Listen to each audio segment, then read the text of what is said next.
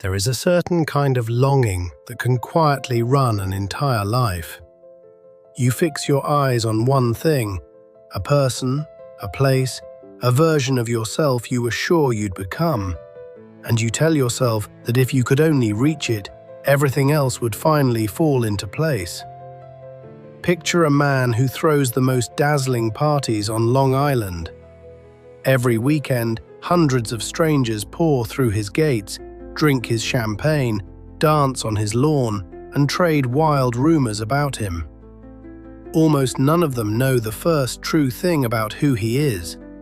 And here is the secret at the heart of it. He did not build any of it for them. The mansion, the money, the whole glittering myth, it was all staged for an audience of one, a woman across the water he lost years ago. This is a story about that longing and about the terrible price of spending your one life reaching backward. It is often called the Great American Novel, and it is really a warning dressed up as a party. The most beautiful book ever written about wanting the wrong thing for all the right reasons. Stay with me, and you may never look at your own ambitions in quite the same way again. The book is The Great Gatsby, published in 1925 by F. Scott Fitzgerald, who was not yet 30 when he wrote it. It is set in the summer of 1922, the roaring peak of the Jazz Age, prohibition driving liquor underground, bootleggers turning into millionaires overnight, jazz pouring out of every open window, and a booming America that felt like it would rise forever.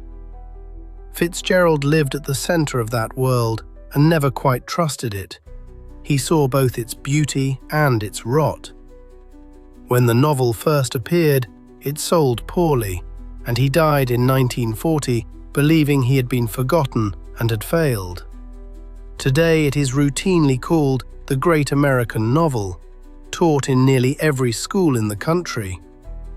Our narrator is Nick Carraway, a young Bond salesman freshly arrived from the Midwest, who rents a modest cottage right next door to a palace.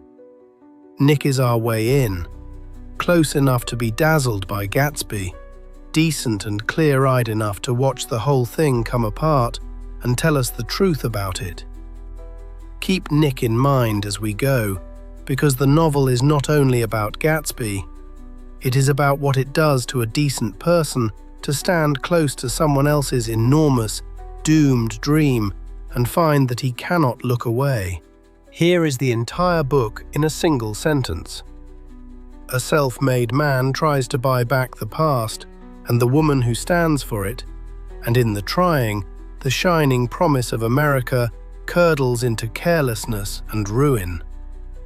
Everything in Gatsby turns on one gap, the distance between the dream and the real thing. Gatsby does not simply love a woman, he loves what she represents. She is the golden life he was locked out of as a poor young officer, the door that was slammed in his face, now somehow within reach again.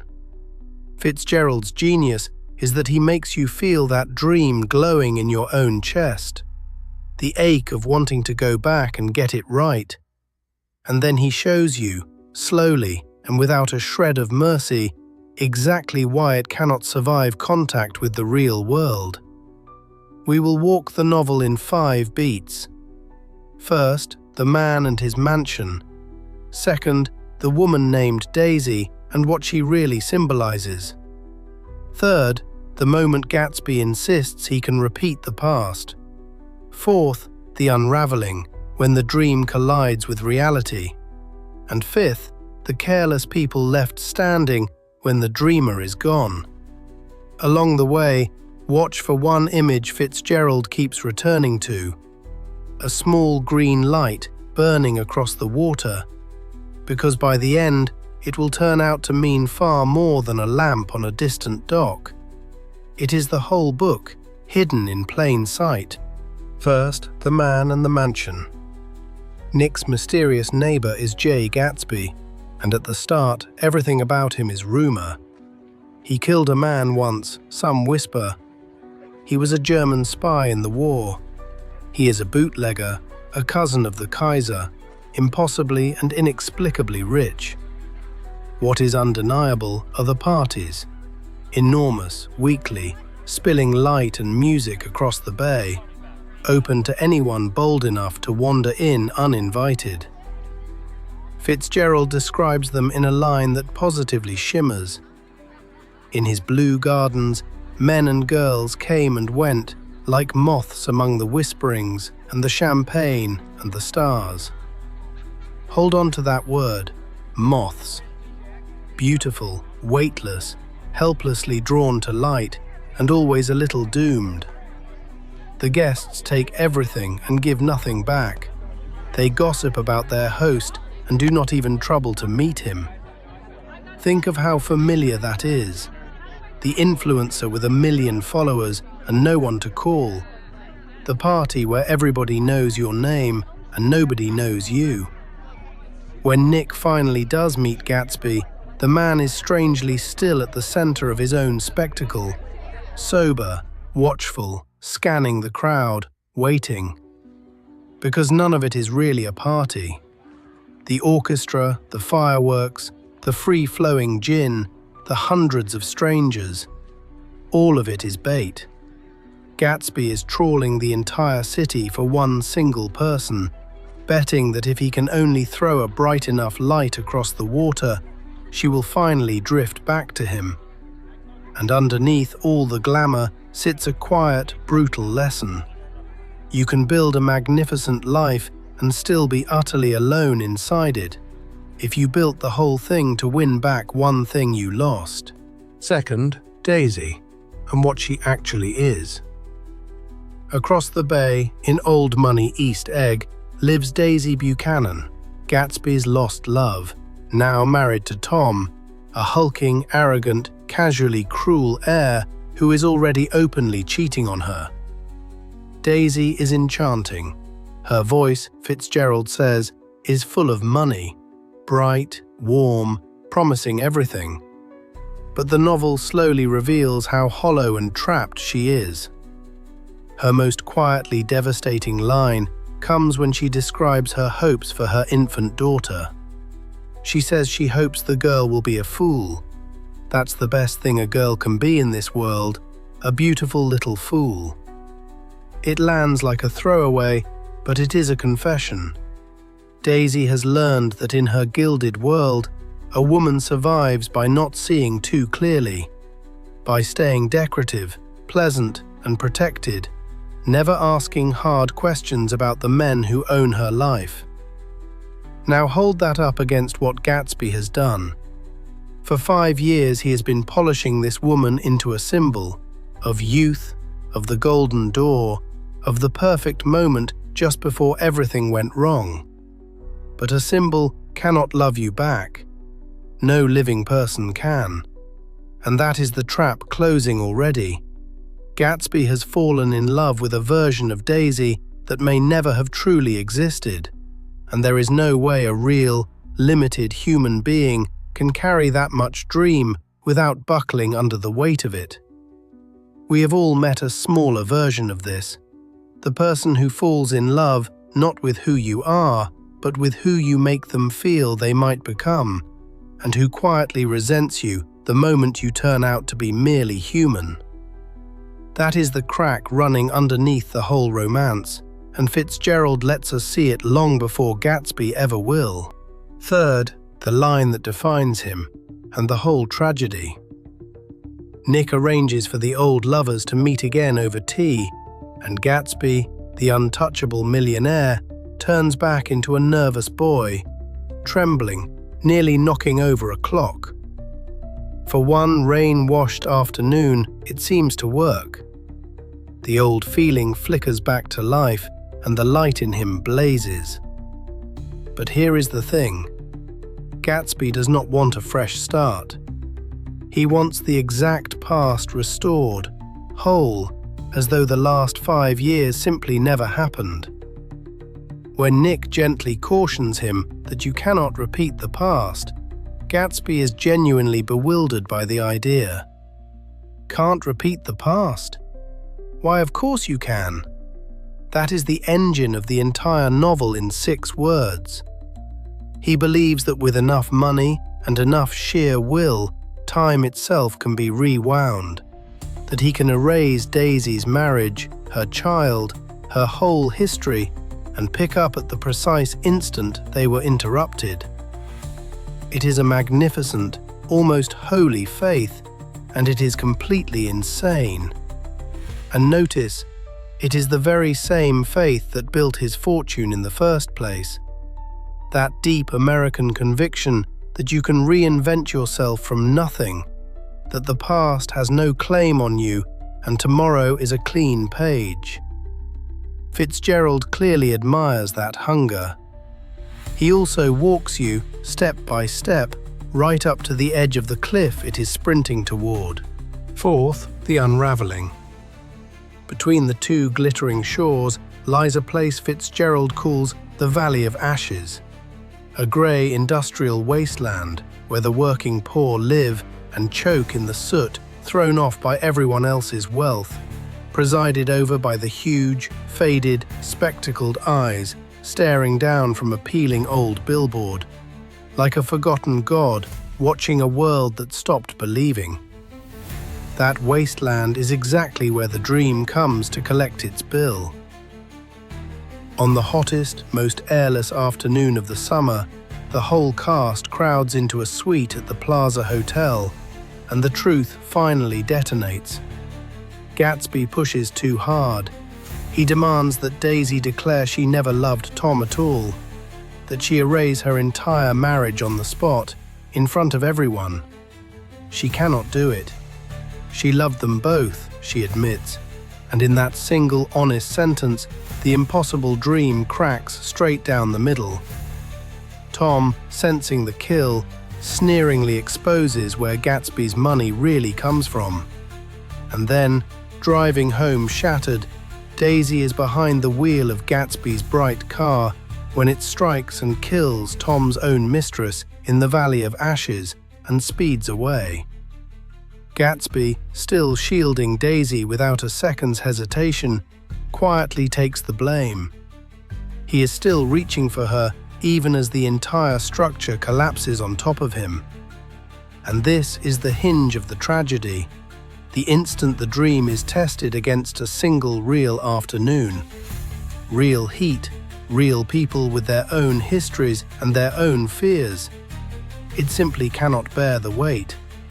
Reality does not shatter the dream out of cruelty. It shatters it because a dream that size was never built to touch the ground. Fifth, the cost and the verdict.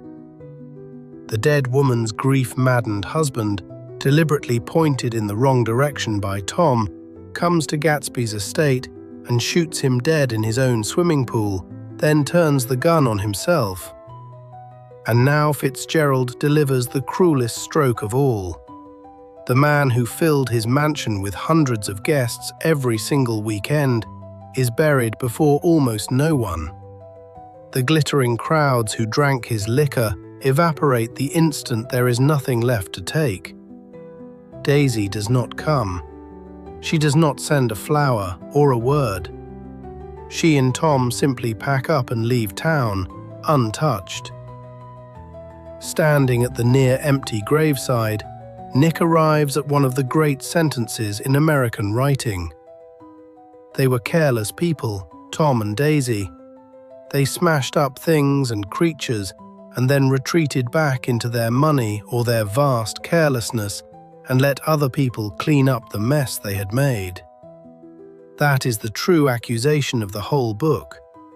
Not that the rich are cruel on purpose, it is worse than that. They are careless, cushioned by money so completely that they never once have to feel the damage they leave behind them. Gatsby dreamed, extravagantly, foolishly, with his whole heart. Tom and Daisy merely consumed. And in Fitzgerald's America, it is always the dreamer who ends up paying the bill. So what does all of it finally add up to? Gatsby spends everything reaching for Daisy, but Daisy in the end was never really the point. She stands in for the green light at the end of her dock, the thing just out of reach that we are each convinced will finally complete us. Fitzgerald writes that Gatsby believed in the green light, the orgastic future that year by year recedes before us. There is the entire American dream compressed into a single image, a bright promise glowing on the far shore, one that we row toward our whole lives and never quite reach, because the very moment we grasp one version of it, it has already drifted farther off. Gatsby's fatal mistake was never that he dreamed. It was that he welded the whole of his dream onto one person and one vanished moment, and then believed money could purchase time itself back. The parties, the imported shirts, the vast mansion, every bit of it was one long attempt to gild a memory until it could pass for a future. And a gilded memory, however dazzling it looks in the light, is still something standing behind you. That is why the ending lands so hard. Fitzgerald is not just mourning one foolish man on Long Island. He is describing something restless and unfinished in all of us, the way we are forever chasing a shining version of tomorrow that is really just a polished, impossible version of yesterday. So here is the one thing to actually carry out of this book and into your week. Learn to separate the dream from the object you have hung it on. Nearly all of us are quietly steering by some green light. A person, a title, a salary, a city, a slimmer or younger or more successful version of ourselves that we have secretly decided will, at last, make us whole. The danger was never in wanting it. The danger is precisely Gatsby's danger.